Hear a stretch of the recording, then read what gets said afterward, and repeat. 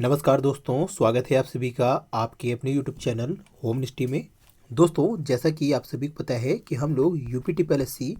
ASO की तैयारी करवा रहे हैं और उसी संबंध में दोस्तों आपका जो कॉमर्स का सब्जेक्ट है उसको हम लोग लेके चल रहे हैं और साथ ही आपका जो स्टैटिक्स का कंपलसरी वाला पार्ट्स था दोस्तों उसको हम लोगों ने यहाँ पे कवर कर लिया है। तो दोस्तों हमारे चैनल के प्लेलिस्ट में जाके आप स्टैटिक्स के वीडियो देख सकते हैं दोस्तों, और कॉमर्स के भी जो भी वीडियो बने हैं दोस्तों सारी चीज़ें प्लेलिस्ट में पड़ी है। आप हमारे चैनल के प्लेलिस्ट में जाके कॉमर्स, स्टैटिक्स और इकोनॉमिक्स की वीडियो देख सकते हैं दोस्तों। तो दोस्तों आज हम लोग का जो टॉपिक है कॉमर्स में एक नया टॉपिक आपका बना हुआ है, जो आपका टॉपिक था ह्यूमन रिसोर्स अकाउंटिंग, या इसको हिंदी में अगर हम लोग बोले तो मानव संसाधन लेखांकन के बारे में हम लोग को आज डिस्कस करना है और इसी के बारे में हम लोग डिटेल्स में चीज़ों को समझेंगे दोस्तों। तो दोस्तों ये आपका एक काउंटिंग वाले पोर्शन में एक टॉपिक यहाँ पे बचा हुआ था, इसको अलग से बीच में डाल दिया गया है। इसी तरह आपका एक वैल्यू एडेड अकाउंटिंग है और साथ ही आपका सोशल अकाउंटिंग है। ये 3 अकाउंटिंग आपको अलग से दिया गया है आपके सिलेबस में, तो हम लोग इसको बारी बारी से देख लेंगे दोस्तों। आज हम लोग आपका मानव संसाधन लेखांकन या कहें ह्यूमन रिसोर्स अकाउंटिंग के बारे में डिस्कस करेंगे दोस्तों। तो चलिए दोस्तों देर न करते हुए शुरू करते हैं। दोस्तों अगर ह्यूमन रिसोर्स अकाउंटिंग की बात करें दोस्तों तो आपको यहाँ पे शब्द से ही इसका अर्थ समझ में आ रहा होगा दोस्तों कि यहाँ पे दोस्तों आपका ह्यूमन रिसोर्स एक अलग शब्द है और अकाउंटिंग एक अलग शब्द है। मतलब दोस्तों यहाँ पे दोनों की अलग अलग आपकी यहाँ पे विशेषताएं या कह सकते हैं फीचर्स हैं इसके। तो दोस्तों हम लोग अगर ह्यूमन रिसोर्स की बात करने पहले तो दोस्तों आपको पता होगा कि कोई भी आपका जो ऑर्गेनाइजेशन होता है या कोई भी संस्था होती है वो दोस्तों किनके बल पर या कह सकते हैं किनके बदौलत कार्यरत होता है, तो वो दोस्तों होता है व्यक्तियों के द्वारा या पर्सन के द्वारा। तो दोस्तों अगर आप किसी भी आपके ऑर्गेनाइजेशन के प्रारूप को समझ लेंगे या कह सकती है आपके जितने भी आपके यहाँ पे ऑर्गेनाइजेशन के आपके क्लासिफाइड हैं उनमें आपका चाहे प्रोप्राइटरशिप हो या आपके पार्टनरशिप हो या कंपनी हो या च्यूएफ हो या आपका ऐसी कोई भी आपकी एसोसिएशन हो, वो सभी किनके द्वारा संचालित किया जाता है दोस्तों, किसी न किसी व्यक्ति द्वारा ही संचालित होता है। तो दोस्तों ऑर्गेनाइजेशन के कोई भी स्वरूप हो उसमें आपका व्यक्ति का बहुत ही महत्वपूर्ण रोल होता है। फिर भी दोस्तों हम लोग उनका क्या करते हैं, लेखा जोखा नहीं रख पाते हैं या उनके ऊपर जो खर्च होते हैं उनको हम लोग अपने ऑर्गेनाइजेशन में नहीं प्रेजेंट करते हैं। तो दोस्तों किसी भी संस्था में जो आपका ह्यूमन जो कार्यरत होते हैं उनको एक संसाधन के रूप में जब समझा जाता है तो उसे हम लोग ह्यूमन रिसोर्स बोलते हैं। दोस्तों रिसोर्स का मतलब संसाधन होता है, आप लोगों को पता है। संसाधन का तात्पर्य ही यही होता है कि जिनके द्वारा हम आगे का निर्माण करते हैं, जिसके द्वारा हम लोग आगे का निर्माण करते हैं उन्हों हम लोग रिसोर्सेज के अंतर्गत शामिल करते हैं दोस्तों। तो दोस्तों एक ऑर्गेनाइजेशन में भी हम जो भी निर्माण कार्य करते हैं वो आपके ह्यूमन के बिना कोई भी आप ऐसा कार्य नहीं कर सकते। तो दोस्तों ऑर्गेनाइजेशन में अगर हम लोग ह्यूमन रिसोर्स को क्लासिफाइड करें तो 2 तरीके के आपके ह्यूमन रिसोर्स पाए जाते हैं। एक होते हैं ब्लू कॉलर और एक होते हैं आपके वाइट कॉलर। अब ये ब्लू कॉलर और वाइट कॉलर क्या है दोस्तों, ये आपके ह्यूमन का ही एक क्लासिफाइड किया गया है ऑर्गेनाइजेशन में कार्यरत एम्प्लॉय के माध्यम से। तो दोस्तों ब्लू कॉलर वो होते हैं जो आपके क्या होते हैं, फिजिकल वर्क ना करके नॉन फिजिकल वर्क करते हैं। मतलब दोस्तों जो मेंटली रूप से यहाँ पे कार्य करते हैं उनको हम लोग ब्लू कॉलर के अंतर्गत शामिल करते हैं। जैसे कि दोस्तों आपका अकाउंटेंट हो गया या आपका स्टैटिकल मैन हो गया या आपका कोई भी यहाँ पे लिपिकी कार्य जो कर रहा है दोस्तों, इन सभी को हम लोग किसके अंतर्गत शामिल करते हैं, ब्लू कॉलर के अंतर्गत शामिल करते हैं। वहीं दोस्तों जो वाइट कॉलर आपका एम्प्लॉय होता है उसे हम लोग नॉर्मली फिजिकली वर्क करने वाले जितने भी लोग होते हैं उनको हम लोग किन के अंतर्गत शामिल करते हैं दोस्तों, वाइट कॉलर के अंतर्गत शामिल करते हैं। जैसे दोस्तों यहाँ आपके जो लेबर होते हैं, मैकेनिक होते हैं, ये सभी को हम लोग किसके अंतर्गत शामिल करते हैं, आपके वाइट कॉलर के अंतर्गत शामिल करते हैं। तो कुल मिला के दोस्तों यहाँ पे हम जो इसको समझाने की कोशिश कर रहे हैं आपको ये चीज़ समझिए कि आपका ह्यूमन रिसोर्स का मतलब यहाँ पे क्या है, किसी भी ऑर्गेनाइजेशन में कार्यरत व्यक्तियों या आपके कर्मचारियों को लगाया जाता है। ये आपके कर्मचारी 2 तरीक़ों से होते हैं, एक आपके ब्लू कॉलर कर्मचारी होते हैं, एम्प्लॉय होते हैं, एक आपके वाइट कॉलर एम्प्लॉय होते हैं। अब ये दोनों का क्या करना है दोस्तों, हम लोग चीज़ें समझ लिए हैं एक पार्ट का। अगर हम लोग दूसरे खंड की या दूसरे पार्ट की बात करें अकाउंटिंग की, तो अकाउंटिंग के बारे में आप लोग बाखूबी पहले से समझते हैं दोस्तों कि अकाउंटिंग क्या है। आपका एक इंफॉर्मेशन सिस्टम है दोस्तों, जो प्रोवाइड करता है रिपोर्ट्स किसको, जो भी उसके मालिक होते हैं या जो भी उसके स्टेक होल्डर्स होते हैं, अबाउट किसके लिए, यानी आपके किस चीज़ की जानकारी उनको पेश करते हैं। वो आपके इकोनॉमिक एक्टिविटीज़ हो सकती है और कंडीशन ऑफ बिजनेस के बारे में भी हो सकती है दोस्तों। तो नॉर्मली दोस्तों अकाउंटिंग हम लोग करते क्या हैं कि हम लोग जितने भी आपकी इकोनॉमिक आपकी ट्रांजैक्शन होती है या एक्टिविटीज़ होती है, उनका हम लोग क्या करते हैं, शुरू में आपका लेखा जोखा रखते हैं, या कह सकते हैं लेखा जोखा को ही हम लोग अकाउंटिंग के परिप्रेक्ष्य में समझते हैं, परिभाषा में, जिसके अंतर्गत हम लोग क्या करते हैं दोस्तों, आपके कोई भी ट्रांजैक्शन होता है, विनिमय होता है, उनको हम लोग पहले उसका हम लोग क्या करते हैं, जर्नल बनाते हैं, फिर उससे हम लोग क्या बनाते हैं, लेजर बनाते हैं, फिर लेजर से आपका क्या करते हैं, ट्रायल बैलेंस बनाते हैं, और ट्रायल बैलेंस से हम लोग क्या करते हैं, आपका फाइनल अकाउंट को हम लोग क्रिएट करते हैं। तो दोस्तों अकाउंटिंग में हम लोग क्या किए, इन सभी चीज़ों को क्या किए, हम लोग एक रिपोर्ट तैयार करते हैं, यानी कि आपका जो फाइनल अकाउंट्स होता है उसमें क्या प्रॉफिट लॉस और बैलेंस शीट ही होता है, वो आखिरी में क्या होता है, एक रिपोर्ट ही होता है, जो क्या करती है, बिजनेस के कंडीशन को क्या कहती है, आपको सामने ला के रखती है। जो आपके पैसा लगाते हैं, जनरली आपके कंपनी में स्टेक होल्डर होते हैं, प्रोप्राइटर्स में खुद सोल आपका आदमी होता है, और पार्टनरशिप में वहाँ पे पार्टनर्स होते हैं। तो इन सभियों को क्या करती है दोस्तों, अपने ऑर्गेनाइजेशन की आपकी जो इकोनॉमिक एक्टिविटीज़ होती है उनके कंडीशन को बारे में आपका अकाउंटिंग क्या करता है, उनको सामने एक रिपोर्ट प्रस्तुत करता है दोस्तों, जिसकी मदद से वो लोग आगे की डिसीजन ले पाते हैं दोस्तों। तो दोस्तों आपको यहाँ पे दोनों शब्दों का अर्थ बाखूबी समझ में आ गया होगा, पहले से भी आप लोग अकाउंटिंग के बारे में जानते भी हैं दोस्तों अगर हम लोग अब इसको एक साथ जोड़ के समझें कि ह्यूमन रिसोर्स अकाउंटिंग क्या है, तो इससे पहले अगर आप लोग एक और चीज़ समझ लीजिए कि अकाउंटिंग को दोस्तों हम लोग क्या किए हैं, बहुत ही वर्गों में क्लासीफाइड किए हैं दोस्तों। यहाँ पे अगर हम लोग आपका ह्यूमन रिसोर्स अकाउंटिंग के बारे में समझिए, उससे पहले आपको पता होगा कि हम लोग अकाउंटिंग को क्या किए हैं, बहुत से वर्गों में वर्गीकृत किए हैं। जैसे कि आपका यहाँ पे हम लोग इसमें आपका बहुत सी चीज़ें, आपकी बहुत सी अकाउंटिंग हम लोग पढ़े भी होंगे। जैसे आपका फाइनेंशियल अकाउंटिंग आप लोग शुरू से पढ़ते आ रहे होंगे, 12 से लेके अब तक आपका जो भी मास्टर किए होंगे उसमें भी। फिर आपका कॉर्पोरेट अकाउंटिंग के बारे में आप लोग पढ़े होंगे, फिर कॉस्ट अकाउंटिंग के बारे में पढ़े होंगे, फिर आपका यहाँ पे हम लोग आज क्या पढ़ रहे हैं, ह्यूमन रिसोर्स अकाउंटिंग के बारे में डिस्कस कर रहे हैं। इसी तरह दोस्तों वैल्यू एडेड अकाउंटिंग हम लोग नेक्स्ट वीडियो में देखेंगे, सोशल अकाउंटिंग हम लोग देखेंगे, टैक्स अकाउंटिंग। तो ऐसे करके दोस्तों हमारे अकाउंटिंग के बहुत से दोस्तों शाखाएं हैं, ब्रांचेस हैं, और इन ब्रांचेसों को हम लोग अलग अलग रूपों में दोस्तों यहाँ पे वर्गीकृत करके समझाया गया है दोस्तों। शुरू में दोस्तों हम लोग अकाउंटिंग को बहुत ही संकुचित वे में समझते थे, पर आज अकाउंटिंग का दोस्तों हम लोग क्या करते हैं, आपके बहुत से ब्रांच यहाँ पे सामने आ चुके हैं दोस्तों। तो इसीलिए दोस्तों अकाउंटिंग के ये जितने भी आपके ब्रांचेस हैं, उस ब्रांच में हम लोग आज उसकी एक ब्रांच को हम लोग केवल पढ़ने वाले हैं, जो आपका क्या है, आपका ह्यूमन रिसोर्स अकाउंटिंग। तो चलिए दोस्तों आपको हम लोग एक साथ अब इन चीज़ों को दोनों को मिला के समझाते हैं। आशा है ये दोनों शब्द आपको बाखूबी समझ में आ गए होंगे। तो दोस्तों आपका ह्यूमन रिसोर्स अकाउंटिंग को अगर हम लोग एक शब्दों में समझाने की कोशिश करें दोस्तों एक लाइन को इसको पढ़िए, उसके बाद हम इसको एक्सप्लेन करते हैं बाकायदा। तो human resource accounting is the activity knowing the cost of invested for employ. तो दोस्तों यहाँ पे जो भी चीज़ें हैं इसको आप लोग बाखूबी ध्यान से समझिएगा। Towards their requirement, training, payment of salaries and other benefit paid, and in return knowing their contribution to organisation towards profitability. तो दोस्तों कुल मिला के यहाँ कहने का तात्पर्य बस इतना यही है कि ह्यूमन रिसोर्स अकाउंटिंग क्या है, किसी संस्था के एम्प्लॉय के जो भी आप उस एम्प्लॉय को अपने संस्था में लाने के लिए इन्वेस्ट करते हैं, इन्वेस्ट करने का मतलब यहाँ पे दोस्तों निवेश से है, उस निवेश का जो आपका परिप्रेक्ष्य होता है वो क्या हो सकता है, उसके रिक्वायरमेंट के लिए हम लोग जो खर्च करते हैं, मतलब उसको हम लोग जो भर्ती करते हैं दोस्तों, उसमें हम लोग को एक ऑर्गेनाइजेशन को कुछ खर्चे करने पड़ते हैं। फिर उसको ट्रेनिंग दे के हम लोग क्या करते हैं, उसको ट्रेनिंग देते हैं कि आपको ये काम ऐसे करना है। तो उसके लिए भी दोस्तों आपको बहुत से गाइडर्स को लाना होता है, वहाँ पे उसको गाइड करता है। तो उसके ट्रेनिंग में भी बहुत से खर्चे होते हैं, ये भी आपका एक इन्वेस्टमेंट का ही रूप है दोस्तों। फिर हम लोग उसको पेमेंट ऑफ सैलरीज करते हैं, मतलब वो फ्री में तो काम करता नहीं दोस्तों, उसको हम लोग सैलरी देते हैं, तो भी वो क्या होता है दोस्तों, एक इन्वेस्टमेंट का ही पार्ट है। और अदर बेनिफिट्स हम लोग उसको देते रहते हैं, जैसे कि आपका दोस्तों उसके डेवलपिंग करने के लिए या उसके साथ में अप्रीज करने के लिए दोस्तों उसको अलग अलग उसके ऊपर क्या होते हैं एक एम्प्लॉय पर खर्च होते रहते हैं।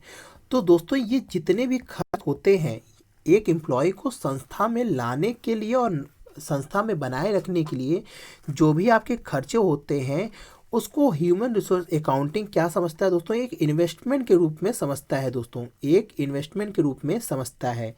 अब दोस्तों आप नॉर्मली जानते हैं कि जब कोई व्यक्ति या आप खुद ही अगर आप कहीं निवेश करेंगे या इन्वेस्टमेंट करेंगे तो उसके बदले में आपको क्या चाहिए होता है दोस्तों, कुछ ना कुछ रिटर्न्स चाहिए होता है दोस्तों। तो दोस्तों जब एक ऑर्गेनाइजेशन अपने एम्प्लॉय पर कुछ इन्वेस्ट करता है तो उस एम्प्लॉय द्वारा क्या होता है दोस्तों, कुछ ना कुछ उससे रिटर्न मिलता है जो कि आपके ऑर्गेनाइजेशन को क्या करता है दोस्तों, प्रॉफिटेबिलिटी की तरफ ले जाता है। मतलब दोस्तों जब आप किसी एक मैनेजर को नियुक्त करते हैं संस्था में या कल को आप कहीं संस्था में किसी में आप मैनेजर के पद पर नियुक्त होते हैं तो आपकी क्या होती है दोस्तों, आपकी भी कुछ रिस्पॉन्सिबिलिटी होती है कि ऑर्गेनाइजेशन को कुछ प्रॉफिटेबिलिटी गेन करा के दिया जाए। तो यही चीज़ दोस्तों आपका ह्यूमन रिसोर्स अकाउंटिंग है, वही आपका क्या करता है दोस्तों, दो पक्षों को यहाँ पे क्या चीज़ है दोस्तों, पहला इन्वेस्टमेंट है जो एक एम्प्लॉयर द्वारा अपने एम्प्लॉय पर किया जाता है और एम्प्लॉय द्वारा जो उसके बदले में कंपनी को या ऑर्गेनाइजेशन को प्रॉफिटेबिलिटी गेन करा के देता है अपने वर्क के आधार पर, अपने मेंटली वर्क के आधार पर या फिजिकली वर्क के आधार पर। तो इन दोनों का जब हम लोग क्या करते हैं दोस्तों, इनका लेखा जोखा करके इसको हम लोग क्या करते हैं दोस्तों, मुद्रा रूप में या मॉनेटरी फॉर्म में जब इसको हम लोग मापन करके इसका हम लोग क्या करते हैं दोस्तों, यहाँ पे लेखांकन करते हैं, तो उसी को हम लोग ह्यूमन रिसोर्स अकाउंटिंग की बात करते हैं दोस्तों यहाँ पे आप लोगों को इतना ही केवल समझना है कि जब एक ऑर्गेनाइजेशन का ये जो आपका एम्प्लॉय रखने का जितना भी वो इन्वेस्टमेंट करता है और उसके बदले में जो भी उसको प्रॉफिटेबिलिटी मिलती है, जब इसको हम लोग मॉनेटरी फॉर्म में क्या करते हैं गेन करके इसका हम लोग जब लेखांकन कार्य करते हैं तो उन सभी कार्यों को हम लोग किसके अंतर्गत शामिल करते हैं, ह्यूमन रिसोर्स अकाउंटिंग के अंतर्गत शामिल करते हैं या इसके अंतर्गत हम लोग समझते हैं। तो आशा है दोस्तों ये जो डिफिनेशन दी गई है आपको एक लाइन की जो यहाँ पे एक यानी एक पैराग्राफ की जो डिफिनेशन है इसी में सारा इस आपके ह्यूमन रिसोर्स अकाउंटिंग की पूरी सार इसमें दी गई है दोस्तों। यहाँ पे हमको ज़्यादा डिफिनेशन में बारीकियों से या कह सकते हैं यहाँ पे हमको ज़्यादा 2-3 डिफिनेशन नहीं पढ़नी है, क्योंकि दोस्तों यहाँ पे आपके जो क्वेश्चंस आएंगे वो आपके हम आगे बताएंगे कि कहाँ से आपके क्वेश्चन केवल बनेंगे, वहाँ से ही आपको वहाँ पे फोकस करना है। ये आपको समझने के लिए हम आपका यहाँ पे बेस बनाने के लिए हम इसको समझा रहे हैं दोस्तों कि वास्तव में ह्यूमन रिसोर्स अकाउंटिंग क्या है। अब दोस्तों यहाँ पे आपके दिमाग में एक क्वेश्चन आना चाहिए कि हम लोग जब अकाउंटिंग पढ़े थे तो हम लोगों ने वहाँ पे कुछ मान्यताएं और सिद्धांत के बारे में पढ़ा था दोस्तों। तो दोस्तों वहाँ पे एक आपकी मान्यता थी मॉनेटरी मेजरमेंट थ्योरी, या कह सकते हैं मॉनेटरी मेजरमेंट थ्योरी को हम लोग क्या हिंदी में बोलते थे, मुद्रा मापन की सिद्धांत भी हम लोग उसे बोलते थे। तो दोस्तों उस मॉनेटरी मेजरमेंट जो आपकी प्रिंसिपल्स था उसमें हम लोग क्या कहते थे कि हम लोग उसी चीज़ों का लेखा जोखा करते हैं जो मुद्रा में क्या हो सके, मापी जा सके। तो दोस्तों एक प्रबंधक के तबीयत के बारे में हम लोगों ने वहाँ पे एग्जाम्पल बताया था कि एक प्रबंध के स्वास्थ्य के बारे में हम लोग मनी में मेजर नहीं कर सकते हैं, या एक प्रबंध अपना कितना यहाँ पे कार्य दे रहा है इसको हम लोग मनी में नहीं माप पाते। इसीलिए हम लोग क्या करते हैं दोस्तों, वहाँ पे हम लोग अपने अकाउंटिंग में या कह सकते हैं फाइनेंशियल अकाउंटिंग में हम लोग मैनेजमेंट के स्वास्थ्य के बारे में हम लोग अपना लेखा जोखा नहीं करते हैं। पर दोस्तों इन जो आपकी रूढ़िवादिता थी इस चीज़ को अब नकारा गया है और इसी का एक नया रूप लाकर दोस्तों ह्यूमन रिसोर्स अकाउंटिंग को डेवलप किया गया है। क्योंकि दोस्तों यहाँ पे हम लोग जो भी आपके एम्प्लॉय होंगे उनको हम लोग क्या करेंगे दोस्तों, आपका जो आपका मनी में है उसको हम कन्वर्ट करेंगे। मतलब कि दोस्तों हम लोग यहाँ पे उसकी जो भी यहाँ पे वर्क जो दी जा रही है उसको हम लोग मनी में कन्वर्ट करेंगे और फिर हम लोग यहाँ पे उसका लेखा जोखा करते हैं दोस्तों। तो दोस्तों ये कैसा हम लोग मनी में मेजर करेंगे इसको हम लोग आगे समझने वाले हैं। तो आशा है दोस्तों ये आपको डिफिनीशंस और इसकी जो कमियां हैं ये चीज़ आपको समझ में आ गई होंगी। अब इसके थोड़ा सा अगर हम लोग फीचर, स्टेप या फंक्शंस की बात कर ले दोस्तों, कुल मिला के सब चीज़ यही है। तो दोस्तों सबसे पहले एक यहाँ पे अगर इसकी कमी को भी समझे तो ये भी आपकी कमी भी हो सकती है दोस्तों। तो दोस्तों आइडेंटिफाई द ह्यूमन रिसोर्स, मतलब दोस्तों यहाँ पे ह्यूमन रिसोर्स की पहचान करना ही सबसे बड़ी यहाँ पे क्या है, कह सकते हैं कि इसका पहला स्टेप भी है, कार्य भी है, और ये सबसे बड़ी आपकी दुविधा भी है एक एचआर अकाउंटिंग की। क्योंकि दोस्तों हम लोग ह्यूमन रिसोर्स को कैसे आइडेंटिफाई करें, ये एक बहुत ही आपकी कठिन परीक्षा के हिसाब से होता है एक अकाउंटेंट के लिए, जो भी इस अकाउंटिंग को मेंटेन करेगा दोस्तों। तो इसका सबसे पहला स्टेप ही होता है कि हम लोग ह्यूमन रिसोर्स को आइडेंटिफाई करते हैं। अगेन हम लोग इसको मेजरिंग करते हैं किसमें दोस्तों, मॉनेटरी टर्म में, जो अभी हम आपको एग्जांपल में समझाए हैं कि हम लोग जब तक मॉनेटरी टर्म में आपका यहाँ पे मेजर नहीं कर सकते तब तक हम लोग कोई भी चीज़ लेखा जोखा अकाउंटिंग में नहीं कर सकते हैं। तो दोस्तों एचआर अकाउंटिंग में जो सबसे बड़ी यहाँ पे आपकी कमी भी है या दुविधा है, ये आपकी यही है कि हम लोग आपके ह्यूमन रिसोर्स की वैल्यू को मॉनेटरी टर्म में कन्वर्ट करें। तो ये आपका दूसरा स्टेप होता है दोस्तों। फिर इसके बाद हम लोग रिकॉर्ड करते हैं डाटा, जितना भी हम लोग ह्यूमन रिसोर्स पर क्या किए, इन्वेस्ट किए। जैसे कि हमने आपको बताया कि यदि एक एम्प्लॉय को संस्था में लाया गया तो उसके ऊपर जो भी रिक्वायरमेंट के लिए जो खर्चे हुए, फिर आपके उसके ट्रेनिंग में जो खर्च हुए, उसके डेवलपिंग में जितने खर्चे हुए, फिर उसको हम लोग सैलरी देने के लिए जितने खर्चे करते हैं, तो इन सभी खर्चों को हम लोग क्या करते हैं, इन्वेस्टमेंट के रूप में मानते हैं दोस्तों। तो इसका हम लोग रिकॉर्ड क्या करते हैं दोस्तों, मेंटेन करते हैं। फिर हम लोग इस रिकॉर्ड के माध्यम से दोस्तों हमारे पास जो भी आपकी रिपोर्ट तैयार होती है उसको हम लोग कम्युनिकेटिंग करते हैं अपने इंटरेस्टेड पार्टी के माध्यम। तो ये दोस्तों आपके इंटरेस्टेड पार्टी वही होते हैं दोस्तों, स्टेक होल्डर हो सकते हैं, जो भी आपके संस्था के मेन मालिक होंगे वही आपके यहाँ पे इंटरेस्टेड पार्टी हो सकती है। साथ में गवर्नमेंट हो सकती है आपके, और साथ ही सोशल में आपका आजकल बहुत चीज़ें होती हैं दोस्तों, तो वो भी हो सकती हैं। तो कुल मिला के यहाँ पे आपके जो पैसा लगाता है उसको हम लोग मेन पार्टीज मानते हैं दोस्तों अकाउंटिंग में। तो ये दोस्तों इसके फीचर्स हो गए, स्टेप हो गए, या कह सकते हैं इसके जो कॉजेज़ हैं, कारण हैं या कमियां हैं, ये सारी चीज़ें आपकी इन्हीं 4 बिंदुओं से सामने आपको समझ में आ गया होगा दोस्तों ये तो थोड़ा केवल मोटा मोटा चीज़ आपको एचआर अकाउंटिंग को समझाने के लिए दोस्तों।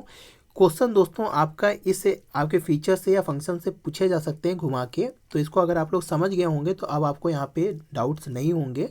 अब दोस्तों जो मेन यहाँ पे चीज़ है जिससे क्वेश्चन हर बार पूछे गए हैं, तो वो है आपका method of HR accounting. Generally दोस्तों आपके एग्जाम्स में जो क्वेश्चंस आए हुए हैं वो आपके मेथड ऑफ एचआर अकाउंटिंग से आए हैं, और इसके मॉडल्स कुछ हैं उसको हम लोग आगे डिस्कस करेंगे। तो इन्हीं दो से ज़्यादातर क्वेश्चन पूछे गए हैं दोस्तों। तो चलिए दोस्तों इसके मेथड्स को भी हम लोग समझ लेते हैं। तो यहाँ पे दोस्तों आपका 3 इसके मेथड है एचआर अकाउंटिंग के। दोस्तों ये मेथड क्या काम करते हैं इसको अगर आप लोग समझ लें तो ये अभी हम लोग आपने यहाँ पे जो कमियाँ थी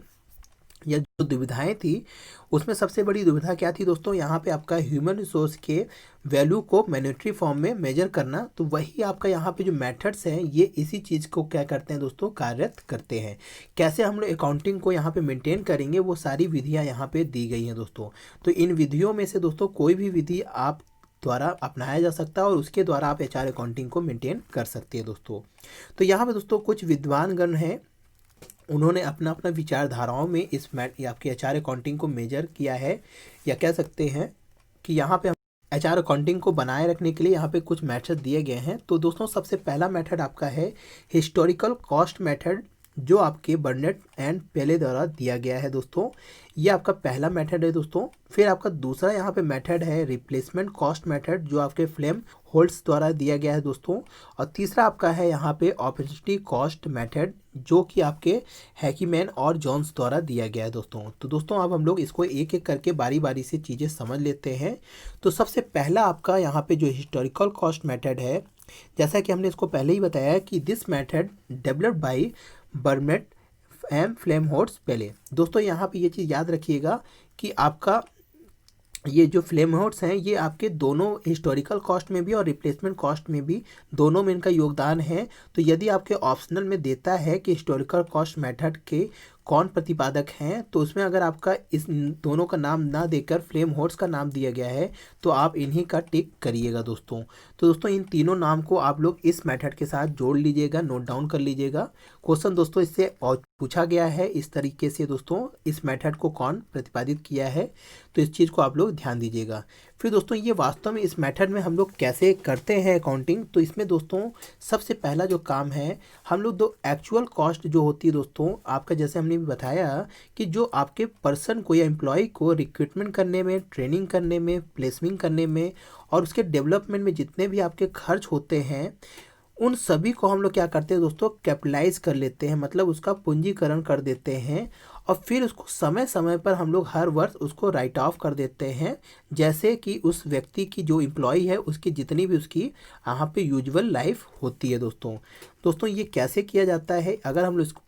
इसको हम लोग फॉर्मूला वे में भी समझा देंगे दोस्तों, तो इसको यहाँ पे केवल इतना याद रखिएगा दोस्तों, इस पॉइंट को याद कर लीजिए कि हम लोग जो भी एक्चुअल कॉस्ट आती है आपके रिक्रूटमेंट, ट्रेनिंग एंड आपका प्लेसिंग, डेवलपिंग में आपकी जो भी आपका एम्प्लॉय है उसको हम लोग कैपिटलाइज कर देते हैं और समय समय पर हम लोग उसके यूजुअल लाइफ के, जो भी एम्प्लॉय जितने वर्ष तक संस्था में काम करेगा उसका एक हम लोग एक्सपेक्टेड यूजुअल लाइफ निकाल लेते हैं और उसको फिर हम लोग जो भी आपका कैपिटलाइज वैल्यू है उससे हम लोग जो भी वैल्यू आती है उसको हम लोग पर ईयर आपका क्या करते हैं, राइट ऑफ करते चले जाते हैं दोस्तों। तो अभी हम दोस्तों इसको जो आपको यहाँ पे आपका एग्जाम्पल में हम लोग यहाँ पे फॉर्मूला इसका जब समझाएंगे तो ये आपको और अच्छे तरीके से ये पॉइंट समझ में आ जाएगा। दूसरा यहाँ पे जो पॉइंट है दोस्तों कि दिया है कि this method followed for human resource asset same as the physical asset. दोस्तों ये क्या कह रहा है कि जैसे हम लोग किसी संस्था में कोई प्लांट लाते थे या मशीनरी लाते थे तो उसके लिए हम लोग क्या करते थे दोस्तों, उसको हम लोग ऐतिहासिक लागत पर, हिस्टोरिकल कॉस्ट पर ही क्या करते थे, शो करते थे और उसके जितनी भी लाइफ होती थी दोस्तों, जैसे कि हम लोग किसी प्लांट की लाइफ 10 वर्ष मान लेते थे, तो हम लोग अगर प्लांट को 1 लाख रुपए में लेके आए हैं दोस्तों, तो हम लोग उस 1 लाख को 10 वर्षों में डिवाइड कर देते थे और पर ईयर हम लोग क्या करते थे दोस्तों, 10-10 हज़ार रुपये क्या करते थे, राइट ऑफ करते चले जाते थे। उसी तरह दोस्तों इस मेथड में हम लोग क्या करते हैं कि एक एम्प्लॉय पर जो भी हम लोग खर्च करते हैं उस खर्च को हम लोग क्या करते हैं दोस्तों, वो खर्च आपको यहाँ पे हमने नोट डाउन कराया, उस खर्च को हम लोग उसके एक्सपेक्टेड यूजुअल लाइफ से क्या करते हैं, डिवाइड कर देते हैं और पर ईयर हम लोग उसको राइट ऑफ करते चले जाते हैं। अब दोस्तों जो आपका यहाँ पे हम लोग जब कैपिटलाइज वैल्यू को डिवाइड कर देते हैं आपके एक्सपेक्टेड टाइम पीरियड से, जो भी आपका वर्क में ऑर्गेनाइजेशन में वर्क करेगा, तो दोस्तों जो आपका यहाँ पे क्या होता है, हमारा जो वैल्यू आती है उसको हम लोग पर ईयर क्या करते हैं, ट्रांसफ़र कर देते हैं प्रॉफिट एंड लॉस अकाउंट में और उसको हम लोग राइट ऑफ कर देते हैं। और जो दोस्तों बचा हुआ शेष बैलेंस होता है, जैसे कि आपका 10 लाख रुपए आपका यहाँ पे मान लीजिए यहाँ पे लगा, तो 10 लाख में हम लोग उसको क्या किए, 10 साल में डिवाइड किए तो 1 लाख रुपए आया, या सॉरी 10,000 रुपये, 1 लाख को जब डिवाइड किए 10 में तो 10,000 रुपये आया। तो 10,000 रुपये हम लोग क्या करेंगे, पर ईयर हम लोग क्या करते हैं, यहाँ पे राइट ऑफ करते जाएंगे प्रॉफिट लॉस के में दिखाकर, और जो आपका 90,000 रुपये बचेगा उसको हम लोग क्या करेंगे दोस्तों, यहाँ पे बैलेंस शीट में एसेट साइड हम लोग उसको शो करते हैं दोस्तों, क्योंकि दोस्तों ये आपकी क्या होती है, एसेट्स के रूप में मानी जाती है। जैसा कि इस पॉइंट में हमने बताया कि इसको हम लोग क्या मान लेते हैं, ह्यूमन एसेट्स की तरह, ह्यूमन रिसोर्स एसेट की तरह हम लोग इसको शो करते हैं, ना कि हम लोग फिजिकल एसेट्स की तरह।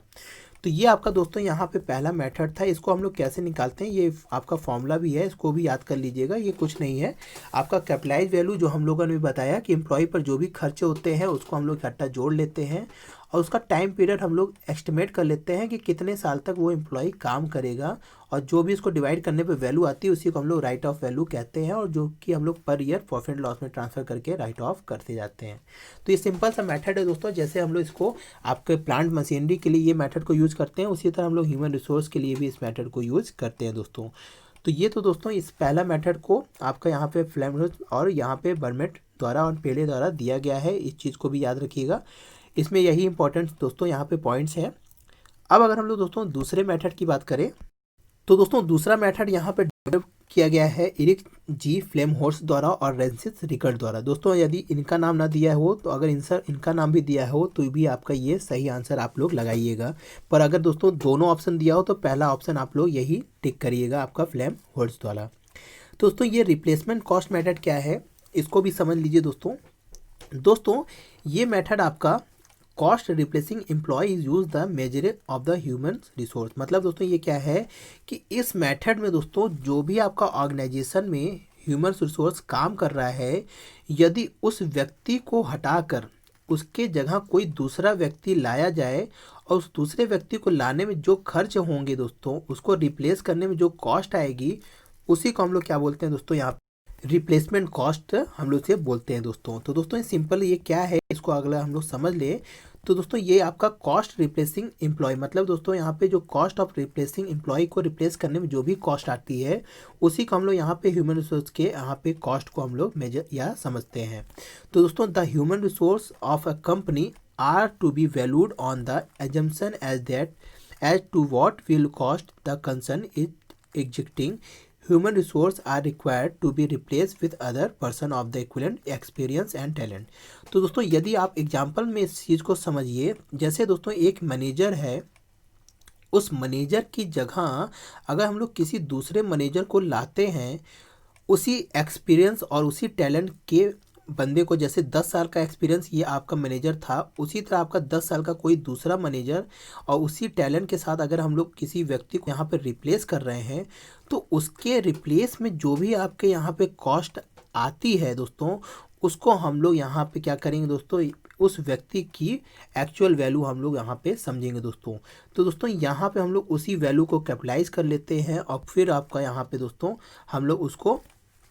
यहाँ पे मेजर करके उसको प्रेजेंट करते हैं दोस्तों यहाँ पे जो आपका रिप्लेसमेंट कॉस्ट मेजर है, इसको दो तरीकों से हम लोग यहाँ पे आपका मेजर करते हैं। एक आपका पोजिशनल रिप्लेसमेंट कॉस्ट होता है, एक आपका पर्सनल रिप्लेसमेंट कॉस्ट होता है दोस्तों ये क्या है इसको भी समझ लीजिए दोस्तों। जब हम लोग किसी पद के पोस्ट कह सकते हैं, जैसे कि आपका मैनेजर की पोस्ट थी, उसके जगह हम लोग किसी दूसरे पद के व्यक्ति को हम लोग नियुक्त करते हैं। मतलब दोस्तों हमें केवल मैनेजर चाहिए, वो चाहे कोई भी व्यक्ति हो दोस्तों, बस उसके एक्सपीरियंस और उसने ट्रेनर जितनी भी आपकी यहाँ पे आपकी ट्रेनिंग हुई है उतने टैलेंट का वो बंदा हो, तो हम लोग उसको क्या कहेंगे, अगर हम लोग उसके पोजीशन को ही रिप्लेस करके दूसरे जगह कर रहे हैं तो हम लोग इसे पोजिशनल रिप्लेसमेंट कॉस्ट कहते हैं। पर दोस्तों आपको पता होगा कि हर व्यक्ति की क्या होती है, कुछ अलग आपकी कॉस्ट होती है। मतलब दोस्तों कोई व्यक्ति क्या होता है दोस्तों, बहुत ही अलग व्यक्तित्व का होता है, पर्सनालिटी का होता है। जैसे गूगल की आपके सुंदर पिचाई है दोस्तों, वो क्या है, एक अलग व्यक्तित्व है जो गूगल को आज कहाँ से कहाँ पहुँचा दिए। तो दोस्तों उसी तरह वो क्या होता है, अगर कोई ऐसे व्यक्ति को हम लोग क्या करते हैं, रिप्लेस करते हैं, केवल व्यक्ति को, ना कि उसके पोजीशन को। यहाँ पर हम लोग क्या कर रहे थे दोस्तों, मैनेजर के पद को ही हम लोग क्या कर रहे थे, किसी दूसरे मैनेजर को रख दे रहे थे, किसी व्यक्ति विशेष पर हम लोग फोकस नहीं थे, केवल हम लोग मैनेजर के एक मैनेजर को हटा के दूसरे मैनेजर को ले आ दिए। बट दोस्तों जब हम लोग किसी व्यक्ति विशेष को हम लोग क्या करते हैं, रिप्लेस करते हैं, तो हम लोग उसको क्या के अंतर्गत समझते हैं, यहाँ पे पर्सनल रिप्लेसमेंट कॉस्ट के अंतर्गत समझते हैं दोस्तों। अंतर बस इसमें इतना सा है कि हम लोग वहाँ पे पद को केवल समझते थे, उस पद को भरने के लिए जो भी कॉस्ट आती थी उसको हम लोग समझते थे। पर यहाँ पे जो आपका पर्सनल है, उसी व्यक्ति के तरह जो भी आपका यहाँ पे उस कंपनी को उसी तरह आपका यहाँ पे क्या करे, प्रॉफिटेबिलिटी गेन करा सके, तो हम लोग इसको यहाँ पे क्या करते हैं, पर्सनल रिप्लेसमेंट कॉस्ट के अंतर्गत समझते हैं दोस्तों। सिंपल से इसमें करना यानी करते क्या है दोस्तों, इस मेथड में यानी कि कहा क्या गया है कि एक व्यक्ति को संस्था में जो बनाए रखने के लिए कॉस्ट आ रही है, यदि हम लोग उसके जगह किसी अन्य व्यक्ति को लाते हैं तो जो कॉस्ट उसकी आती है वही आपकी जो अभी एग्जिस्टिंग आपके पर्सन है उसका वही उसकी क्या होगी, वैल्यू होगी, और उसी वैल्यू से हम लोग क्या करेंगे, उसकी अकाउंटिंग करेंगे दोस्तों। तो ये आपका दूसरा मेथड हो गया दोस्तों। तीसरा मेथड क्या है इसको समझ लीजिए, ये तीसरा आपका मेथड है अपॉर्चुनिटी कॉस्ट मेथड दोस्तों। ये मेथड आपका डेवलप किया गया था हैकीमैन एंड जॉन्स द्वारा। इन्होंने क्या कहा दोस्तों, सबसे पहला पॉइंट यहाँ पे इन्होंने वो ये रखा कि इस मेथड को तभी यूज किया जाएगा जब कोई स्पेसिफिक एम्प्लॉय या लिमिट एम्प्लॉय के बारे में यहाँ पे कॉस्ट निकालनी हो दोस्तों। मतलब दोस्तों यहाँ पे ये है सिंपल सा, अभी हमने जो एग्जांपल दिया था आपका गूगल के सीईओ के सुंदर पिचाई का, वही चीज़ यहाँ पे आपका अपॉर्चुनिटी कॉस्ट का है दोस्तों। इसको अगर हम लोग अभी समझे दोस्तों, तो दिया है कि this method determine the value of human resource by the establishing competitive bidding within an organisation. मतलब दोस्तों ये है कि जो आपके सुंदर पिचाई महोदय हैं, यदि उनको गूगल से कहीं और क्या किया जाए दोस्तों, वहाँ पे किसी और संस्था में उनको नियुक्त किया जाए, तो उस संस्था द्वारा उनको नियुक्त करने में जो भी यहाँ पे बिडिंग लगाई जाएगी, मतलब दोस्तों यहाँ पे उनकी कॉस्ट क्या थी, उनको मान लीजिए 1 करोड़ सैलरी उनको मिल रही थी, तो यदि आपका समझ लीजिए जैसे अमेजॉन उनको अपना सीईओ रखना चाहता है, तो अमेजॉन उस व्यक्ति विशेष की जो स्पेसिफिक व्यक्ति है उसको उसके बदले में कितना उसका क्या करता है, अपॉर्चुनिटी कॉस्ट देने को तैयार है दोस्तों। ये अपॉर्चुनिटी कॉस्ट जो छोड़कर संस्था गूगल में बना रहेगा, या जो पहले एम्प्लॉई जो है वो अपने संस्था में बना रहता है, वही उसकी जो यहाँ पे गैपिंग है दोस्तों, यही आपकी क्या होगी, उसकी अपॉर्चुनिटी कॉस्ट होगी। दोस्तों अपॉर्चुनिटी कॉस्ट का मतलब यही होता है कि यदि आप 10,000 रुपये कहीं पा रहे हैं और उसके बदले में कहीं आपका 20,000 रुपये मिल रहा है, तो आप जो ये जो अवसर छोड़ दे रहे हैं, तो ये अवसर जितना आपने 10,000 का जो छोड़ दिया, यही आपकी अवसर लागत होती है दोस्तों। तो इसी को यहाँ पे दोस्तों, यहाँ पे इसलिए कहा गया है कि ये आपका क्या होता है, एम्प्लॉय स्पेसिफिक, यानी कि स्पेसिफिक होता है, व्यक्ति विशेष का होता है। यानी एम्प्लॉय का यहाँ पे जो क्या करते हैं, एक संस्था द्वारा दूसरे संस्था में उसकी क्या लगाई जाती है दोस्तों, बोली लगाई जाती है, या कह सकते हैं उसके व्यक्ति विशेष की बोली लगाई जाती है। तो इस व्यक्ति विशेष का जो यहाँ पे अवसर छोड़ के आपके संस्था में बना हुआ है, उसी को हम लोग यहाँ पे अपॉर्चुनिटी कॉस्ट कहते हैं दोस्तों। तो आशा है दोस्तों ये चीज़ आपको समझ में आ गई होगी। It determine the value of human resource on the basis of the employ value the alternative uses. तो वही चीज़ हमने आपको जो समझाया दोस्तों, कुल मिलाकर आप एग्जाम्पल समझ गए होंगे, तो आपको ये चीज़ समझ में आ गई होगी कि एक संस्था में जो व्यक्ति काम कर रहा है, अगर वो किसी दूसरी संस्था में जाना चाहता है या दूसरी संस्था उसको बुला रही है और उसको इस संस्था से ज़्यादा रुपए देने के लिए क्या कह रही है कि आप हमारे यहाँ आ जाइए, आपको वहाँ 1,00,000 रुपये मिल रहा था, हम यहाँ पे आपको 2,00,000 रुपये देंगे। तो ये जो व्यक्ति है या एम्प्लॉय है, इस 1,00,000 को जो छोड़ रहा है, ये 1,00,000 जो छोड़ रहा है, यही इसकी क्या है दोस्तों, इसकी अपॉर्चुनिटी कॉस्ट है। तो उसी को हम लोग यहाँ पे ध्यान रख के यहाँ पे क्या करते हैं, इसका वैल्यू यहाँ पे कैपिटलाइज करते हैं दोस्तों। तो ये आपका दूसरा मेथड है दोस्तों, ये सॉरी तीसरा मेथड है। तो आशा है दोस्तों आपको तीनों मेथड समझ में आ गया होगा। पहला आपका यहाँ पे हिस्टोरिकल कॉस्ट मेथड था, जहाँ पे हम लोग केवल जो आपका पहले से हम लोग जैसे प्लांट वगैरह के लिए हम लोग यहाँ पे मेजर करते थे, जितना भी आपका यहाँ खर्च होता था उसको हम लोग एम्प्लॉय के आपके एज से, या कह सकते हैं उसके रिटायरमेंट के एज से हम लोग क्या करते हैं, डिवाइड कर देते थे, और जो भी आपकी वैल्यू आती थी उसको हमको पर ईयर हम लोग राइट ऑफ कर। दूसरा हम लोग रिप्लेसमेंट कॉस्ट में क्या समझे कि एक व्यक्ति को अगर रिप्लेस करके किसी दूसरे व्यक्ति को रखा जाता है, तो उसमें जो भी आपके यहाँ पे कॉस्ट आ रही है उसको हम लोग इसके अंतर्गत समझते हैं दोस्तों। और वहीं आपका जो तीसरा था दोस्तों अपॉर्चुनिटी कॉस्ट, तो वही हमने आपको यहाँ पे बताया कि दोस्तों यदि एक एम्प्लॉय यहाँ पे 1,00,000 रुपये का काम कर रहा है और कहीं उसको 2,00,000 रुपये की अपॉर्चुनिटी मिल रही है, तो ये जो अपॉर्चुनिटी छोड़ रहा है दोस्तों, वही इसकी क्या होगी दोस्तों, अपॉर्चुनिटी कॉस्ट होगी। तो इन तीनों मेथड में दोस्तों आपको आशा है तीनों चीज़ आपको समझ में आ गई होगी दोस्तों। अब अगर हम लोग दोस्तों यहाँ पे आगे बात कर लें इसके मॉडल के बारे में, तो दोस्तों ये चीज़ ध्यान दीजिएगा, अभी तक हम लोग मेथड्स के बारे में पढ़ रहे थे, पर ये एक मॉडल है आपका जो अकाउंटिंग को क्या करता है, यहाँ पे एचआर अकाउंटिंग के कुछ यहाँ पे चीज़ों को यहाँ पे कैसे आपका यहाँ पे मेजरमेंट करना है, उसके बारे में यहाँ पे ये चीज़ मॉडल कुछ दी गई है अलग अलग विद्वानों द्वारा। दोस्तों यहाँ पे बहुत से यहाँ पे मॉडल्स आपके एचआर अकाउंटिंग में मिलेंगे, पर यहाँ पे हम लोग बहुत ही इंपॉर्टेंट मॉडल को लाए हैं जिससे आपके एग्जाम में क्वेश्चंस पूछे जाते हैं, उसी को हम लोग यहाँ पे सामने लाए हैं। तो इसमें सबसे पहला आपका है लेव एंड स्क्वायर्स का मॉडल्स, फिर आपका इरिक फेमोर्ट्स का मॉडल है दोस्तों, फिर आपका हेमनसन मॉडल है, और फिर आपका जग्गी एंड लाउ मॉडल है। तो ये 4 इंपॉर्टेंट मॉडल है दोस्तों। तो एक एक करके हम लोग दोस्तों इसको भी समझ लेते हैं। थोड़ा सा वीडियो लंबा बन रहा है, पर आप लोग इसको आज क्लियर कर लीजिए दोस्तों, क्योंकि इससे आपके कुछ क्वेश्चन बनने की संभावना है दोस्तों। तो दोस्तों सबसे पहला मॉडल आपका है यहाँ पे, मॉडल जो है वो आपका लेव एस्कॉर्ट्स का यहाँ पे मॉडल है। इसको अगर हम लोग समझिए दोस्तों, इसको दोस्तों हम लोग कंपनसेशन मॉडल के नाम से भी जानते हैं दोस्तों। तो इस मॉडल को हम लोग कंपनसेशन मॉडल के नाम से भी बुलाते हैं दोस्तों। इसमें करते क्या है कि हम लोग जो प्रेजेंट वैल्यू होती है उसको हम लोग क्या करते हैं, फ्यूचर अर्निंग के हिसाब से यहाँ पे पर्सन के ऑर्गेनाइजेशंस के यहाँ पे हम लोग कैपिटलाइज वैल्यू को निकालते हैं। मतलब दोस्तों यहाँ पे करते क्या है, सिंपल सा समझिए कि जो भी आपका प्रेजेंट वैल्यू है दोस्तों, उसको हम लोग फ्यूचर अर्निंग के हिसाब से यहाँ पे मेजर करते हैं दोस्तों। यदि आप एक चीज़ समझिए कि आपको आज 10 रुपये मिल रहा है और इस 10 रुपये को आप लोग फ्यूचर में कितना अर्न कर सकते हैं, उसको जब हम लोग यहाँ पे मेजर करते हैं, तो उसी को यहाँ पे हम present value of future earning बोलते हैं दोस्तों। सिंपल सा इस मेथड में दोस्तों क्या करते हैं हम लोग कि wealth providing source of the income and realise the measurement of such wealth and present value of the future earning. दोस्तों जो भावी आय आपकी होने वाली है भविष्य में, उसको जब हम लोग वर्तमान में क्या कर लेते हैं, मेजर कर लेते हैं, उसी को हम लोग यहाँ पे इस मॉडल में समझते हैं दोस्तों। कुल मिला के यहाँ पे मतलब क्या है कहने का कि जो यदि आप किसी एम्प्लॉय को रखते हैं आज 10,000 की सैलरी में, और वो रिटायरमेंट तक 10,000 उससे बढ़ते बढ़ते कुछ उसकी इनकम बढ़ती जाएगी, और वो आपका समझ लीजिए भविष्य में वो आपके 25,000 तक की सैलरी तक जाएगा दोस्तों। तो दोस्तों जब हम लोग इस फ्यूचर वैल्यू को प्रेजेंट वैल्यू में क्या कर लेते हैं दोस्तों, मेजर कर लेते हैं, या कह सकते हैं फ्यूचर अर्निंग को हम लोग प्रेजेंट वैल्यू में ले आते हैं, तो इसको हम लोग क्या करते हैं, इस मॉडल के अंतर्गत समझते हैं दोस्तों। तो इस मॉडल में दोस्तों यही चीज़ यहाँ पे इन्होंने समझाया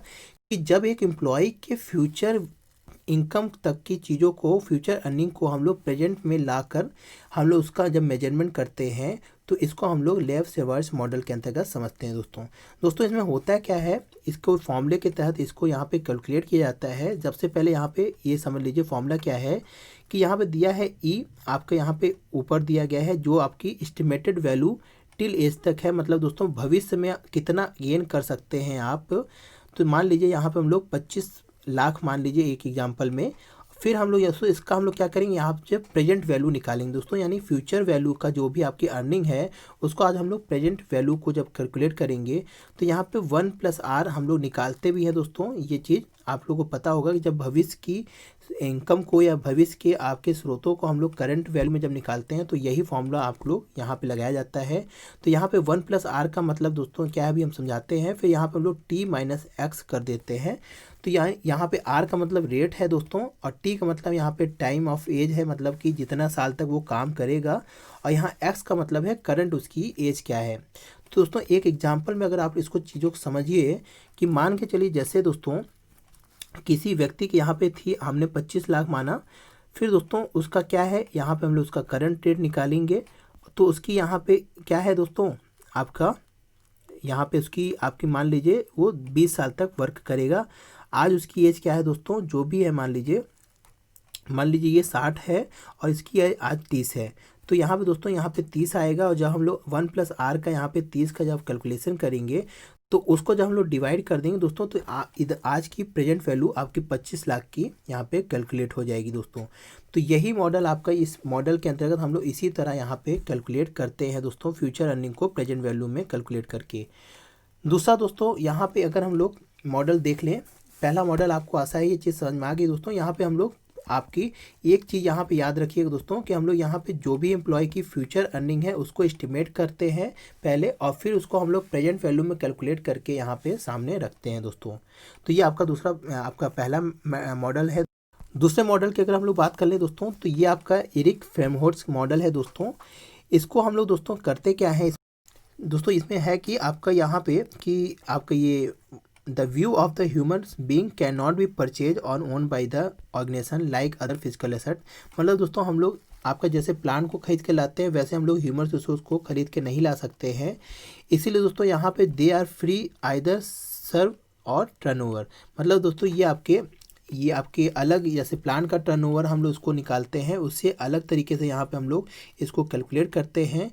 और ये ही एम्फेसाइज होता है दोस्तों dual aspect of the individual value से, जैसे कि आपका यहाँ पे the amount of the organisation could potentially realise from his service if he stay in the organisation, and the other expert the refer to amount actually expected to be derived taking into account the person livelihood living. दोस्तों ये model क्या कहता है, simple हम आपको सरल भाषा में अगर समझाएं दोस्तों ये मॉडल आपका कहता क्या है कि जो भी व्यक्ति आपका यहाँ पे काम करता है ऑर्गेनाइजेशन में, उसके हम लोग क्या करते हैं दोस्तों, आपके भावी आय को यहाँ पे कैलकुलेट करते हैं। बट दोस्तों साथ ही हम लोग यहाँ पे इस चीज़ को और ध्यान करते हैं कि यदि दोस्तों इसके बीच में एम्प्लॉय अवकाश ग्रहण करता है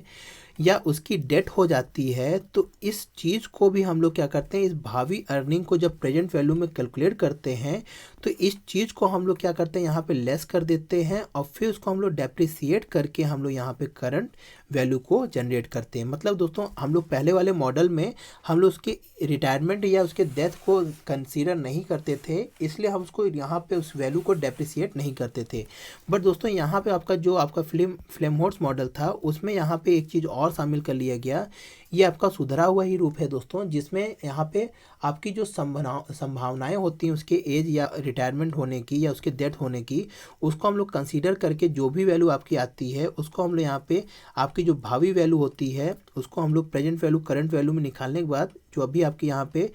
डेप्रिसिएट वैल्यू होती है उसको हम लोग लेस करके फिर यहाँ पे हम लोग इसको कंसीडर करते हैं दोस्तों। तो ये आपका दूसरा मॉडल है दोस्तों। इसको आप लोग समझ लिए होंगे दोस्तों। इसमें एक चीज़ आप लोग यहाँ पे समझना है केवल कि जब हम लोग इसको आपकी फ्यूचर अर्निंग को करंट वैल्यू जब कैलकुलेट करते हैं तो साथ ही हम लोग यहाँ पे ये भी ध्यान देते हैं कि यदि बीच में वो अवकाश लेता है या उसकी डेथ हो जाती है तो इसके कारण जो आपके यहाँ पे डेप्रिसिएट वैल्यू जनरेट होगी उसको हम लोग यहाँ पे लेस करके फिर इसको हम लोग यहाँ पे राइट ऑफ करते हैं दोस्तों। तो ये आपका दूसरा मॉडल था। तीसरे मॉडल की अगर हम लोग बात कर ले दोस्तों तो यहाँ पे आपका हेमनसन मॉडल है। ये आपका रोजर हेमनसन द्वारा दिया गया है दोस्तों। इस मॉडल का जो एजम्पशन है दोस्तों कि आपका जो भी आपका यहाँ पे रिलेशनशिप होती है दोस्तों वो इस्टेब्लिश होती है एम्प्लॉय की सैलरी से एंड उस ऑर्गेनाइजेशन के वैल्यू से दोस्तों। तो इसमें भी दोस्तों यहाँ पे हम लोग जो भी आपका यहाँ पे फ्यूचर अर्निंग होती है उसका करंट वैल्यू निकालते हैं दोस्तों। फिर करंट वैल्यू को हम लोग यहाँ पे डेप्रिसिएट जो भी आपकी वैल्यू आती है जो आपकी रिटायरमेंट या आपकी डेथ वाली होती है दोस्तों। हर मॉडल आपका एक सुधरा हुआ रूप है दोस्तों। इस आपकी जो यहाँ पे डेप्रिसिएट वैल्यू को घटाने के बाद जो वैल्यू आती है दोस्तों उसको हम लोग क्या करते हैं दोस्तों, यहाँ पे हम लोग एक आपका एफिशिएंसी रेशियो से हम लोग इसका क्या करते हैं दोस्तों, यहाँ पे मल्टीप्लाई कर देते हैं या इसको हम लोग आपका गुणांक कर लेते हैं। ये दोस्तों जो एफिशिएंसी रेशियो होती है वो कैलकुलेट होती है आपकी वेटेज के हिसाब से जो आपके करंट ईयर की से हाई रहती है और जैसे जैसे आपका फ्यूचर ईयर होता है उसका वेटेज लो होता जाता है दोस्तों। तो दोस्तों यहाँ पे आपका हम लोग इससे पहले वाले मॉडल में क्या करते थे, फ्यूचर वैल्यू को करंट वैल्यू में यहाँ पे हम लोग जनरेट क्या एस्टिमेट करते थे। फिर यहाँ पे रिटायरमेंट और डेट की जो आपकी डेप्रिसिएट वैल्यू होती है तो उसको यहाँ पे लेस कर देते थे। इस मॉडल में दोस्तों क्या है कि डेप्रिसिएट वैल्यू को लेस करने के बाद जो भी वैल्यू आती थी उसको हम लोग एक इफिशिएंसी रेशियो से क्या कर देते हैं, मल्टीप्लाई कर देते हैं। तो दोस्तों हर पहला वाला मॉडल आगे वाले मॉडल से क्या है दोस्तों थोड़ा सा कम है या कह सकते हैं आगे वाला मॉडल उससे थोड़ा सा अपडेट है। तो दोस्तों हर चीज़ नया चीज़ों को जोड़कर ही एक नया तरीके से मॉडल को यहाँ पे क्रिएट किया गया है। तो कुल मिला के दोस्तों यहाँ पे देखिए दिया भी गया है कि the present value is the further adjust by the efficiency ratio. मतलब दोस्तों हम लोग जो फ्यूचर अर्निंग को करंट वैल्यू निकालते हैं उसमें हम लोग डेप्रिसिएट वैल्यू को लेस करने के बाद जो आपकी प्रेजेंट वैल्यू आती है वास्तव में उसको हम लोग मल्टीप्लाई या उसका गुणांक कर लेते हैं हम लोग एफिशिएंसी रेशियो से। अब ये एफिशिएंसी रेशियो हम लोग कैसे कैलकुलेट करते हैं दोस्तों, तो ये दोस्तों हम लोग वेटेज के आधार पर करते हैं कि जैसे आपका करंट ईयर में उसको किसी एम्प्लॉय को हाई वेटेज दिया जाता है और जैसे जैसे इसकी फ्यूचर में आपका एज बढ़ता जाता है या कहते हैं उसके आगे के वर्षों की एज को हम लोग कम वेटेज दे के यहाँ पे इस एफिशिएंसी रेशियो को यहाँ पे निकालते हैं दोस्तों। तो इसको निकालने के बाद दोस्तों जो आपकी एक्चुअल वैल्यू आती है उसी को फिर हम लोग यहाँ पे कंसीडर करते हैं। फिर दोस्तों यहाँ पे आपका लास्ट मेथड है आपका जग्गी एंड लाउ मॉडल। ये आपका दोस्तों इसी का एक और सुधरा हुआ दोस्तों। यहाँ पे इनका ये जो मॉडल था दोस्तों यहाँ पे थोड़ा सा आप लोग कंफ्यूज हो रहे होंगे। तो दोस्तों ये आपका जो इस मॉडल है इसमें दोस्तों यहाँ पे हम लोग अभी तक जो तीनों मॉडल आपको समझ में आ गया होगा कि हम लोग इसमें पहली बात में क्या था कि फ्यूचर अर्निंग को हम लोग प्रेजेंट वैल्यू निकाल लेते थे। ये आपका पहला मेथड केवल इतना कहता था।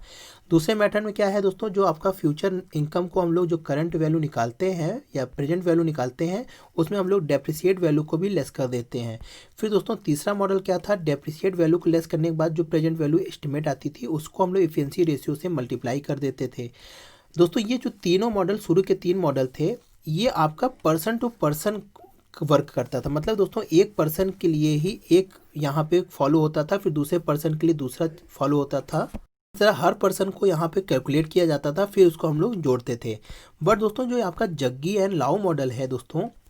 ये क्या है दोस्तों, सर्वप्रथम यहाँ पे क्या करता है कि एक नेचर के एम्प्लॉय को एक कैटेगरी में रख लेता है। जैसे कि आपका जो आपके दोस्तों यहाँ पे समझिए कि जैसे कि आपका मैनेजर होगा तो उसको एक कैटेगरी में रख लिया गया, फिर दोस्तों जो मैकेनिकल होगा उसको एक कैटेगरी में, फिर जो अकाउंटेंट होगा उसको एक कैटेगरी में। तो ऐसे करके सबसे पहले हम लोग क्या करते हैं दोस्तों, आपका ग्रुप्स बना लेते हैं अलग अलग।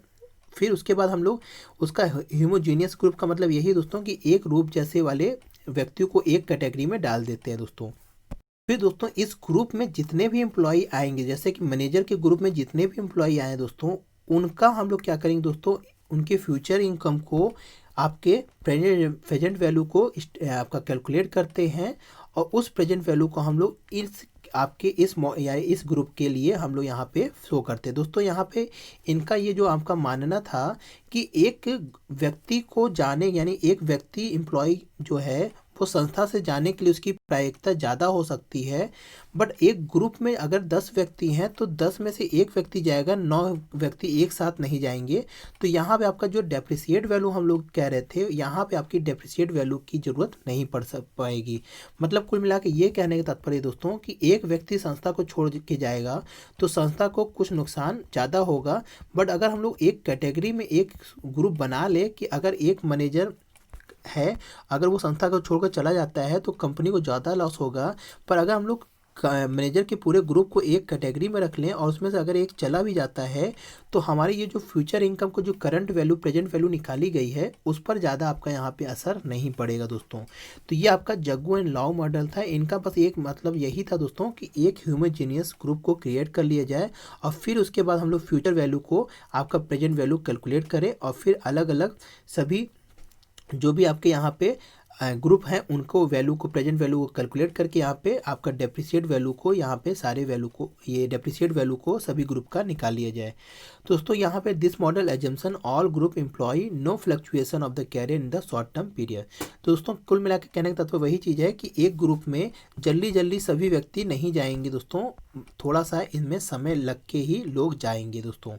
तो ये दोस्तों कुल मॉडल थे, 4 मॉडल थे। आशा है चारों मॉडल आपको क्लियर हो गए होंगे दोस्तों। थोड़ा थोड़ा यहाँ पे दोस्तों डाउट्सफुल है थोड़ा सा, उसको आप लोग एक बार फिर से जब थोड़ा सा फिर से रिमेंड करेंगे तो ये चीज़ आपको क्लियर हो जाएंगी दोस्तों। आशा है आपको ये आपके मॉडल मेथड आज समझ में आ गए होंगे दोस्तों, और एचआर अकाउंटिंग क्या है दोस्तों ये भी आपको बाखूबी समझ में आ गया होगा दोस्तों। तो दोस्तों ये वीडियो कैसी लगी इसको आप लोग कमेंट सेक्शन में बताइएगा दोस्तों। अगर वीडियो अच्छी लगी दोस्तों तो लाइक करिए और ज़्यादा से ज़्यादा दोस्तों को शेयर करिए दोस्तों, और चैनल पे पहली बार आए हैं दोस्तों तो चैनल को सब्सक्राइब कर लीजिए इसी तरह की वीडियो पाने के लिए दोस्तों। तो दोस्तों आज के लिए इतना ही। जय हिंद, जय भारत।